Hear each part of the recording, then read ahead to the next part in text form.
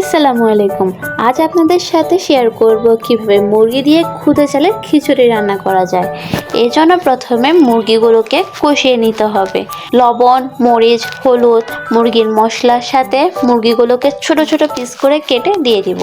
সাথে কিছু আলু দিব, যেহেতু এটা খিচুড়ি আলু দিলে ভালোই লাগবে, ডাল দিলে আরও ভালো হয়।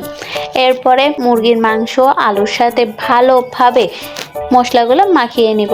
অনেক ভালোভাবে মাখিয়ে নিব যেন খাবার খেতে ভালো লাগে। মুরগির মাংস ও আলুর সাথে বেশ কিছুক্ষণ সময় ধরে মাংসগুলোকে কষিয়ে নিব। অনেকক্ষণ ধরে মাংসগুলোকে কষিয়ে নেওয়ার পর দেখা যাবে মাংসগুলোতে কিছু পরিমাণ পানি বেরিয়েছে। পানিগুলো শুকা পর্যন্ত অপেক্ষা করব। এর মাধ্যমে বেশিক্ষণ ধরে যদি কষানো যায় তাহলে মাংসের টেস্টটা আরো ভালো হয়। মাংসগুলো সিদ্ধ হওয়ার জন্য কিছু পরিমাণ পানি অ্যাড করে আরো ভালো করে কষিয়ে নিব।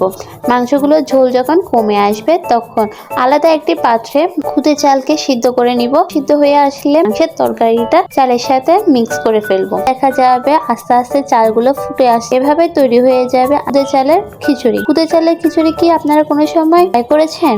অবশ্যই কমেন্ট বক্সে জানিয়ে যাবেন।